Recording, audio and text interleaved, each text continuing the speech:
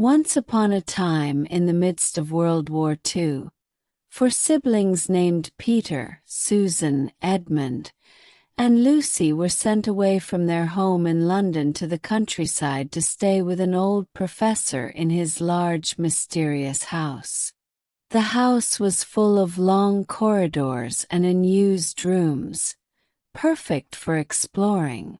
One rainy day, as they were playing hide and seek, the youngest sibling, Lucy, stumbled upon a room with nothing but an old wooden wardrobe. Curious, she opened the wardrobe door, stepped inside, and found herself in a strange, snowy wood. Lucy had discovered the magical land of Narnia. In Narnia, she met a faun named Mr. Tumnus. He was friendly and invited her to tea, explaining that Narnia was under the spell of the White Witch, who had made it always winter and never Christmas.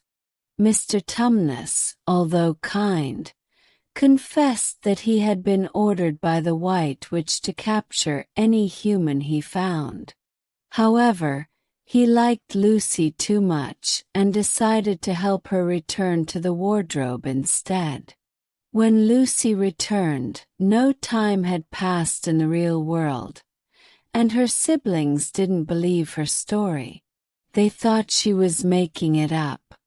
But soon Edmund found his way into Narnia too.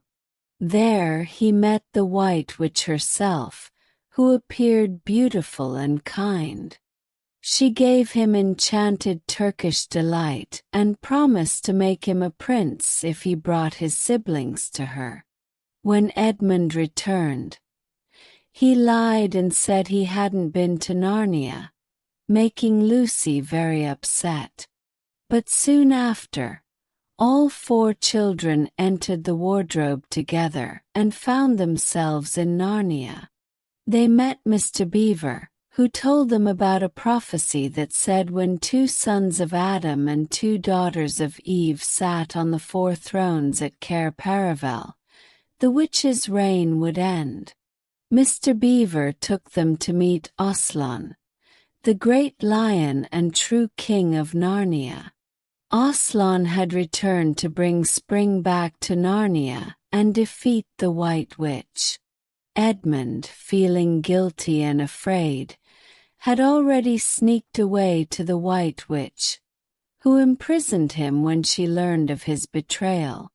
With the help of Mr. and Mrs. Beaver, Peter, Susan, and Lucy reached Aslan's camp.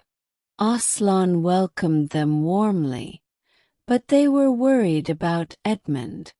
Aslan sent some of his followers to rescue Edmund, who was brought back safely but feeling ashamed. The White Witch demanded Edmund's life, as all traitors belonged to her by the deep magic of Narnia.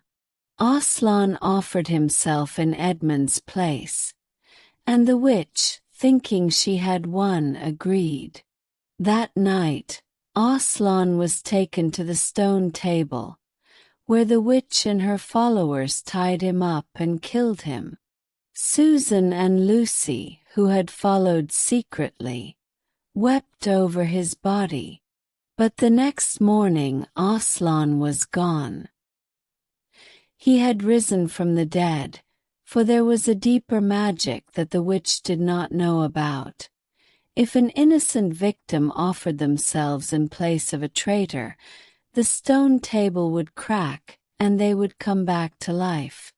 With Aslan alive and spring returning to Narnia, the final battle against the White Witch began.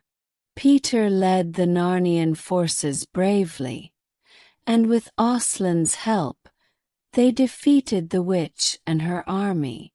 The long winter ended, and peace returned to Narnia. Peter, Susan, Edmund, and Lucy were crowned kings and queens of Narnia at Cair Paravel, fulfilling the prophecy.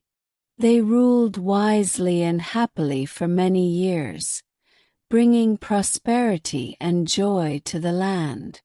One day, while hunting a white stag, they stumbled upon the wardrobe door again.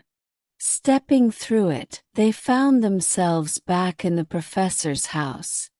Children once more, with no time having passed.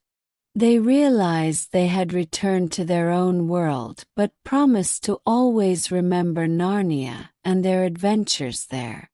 And so, their magical journey in Narnia came to an end. But they knew that Narnia would always be a part of them, and one day they might find their way back. The end.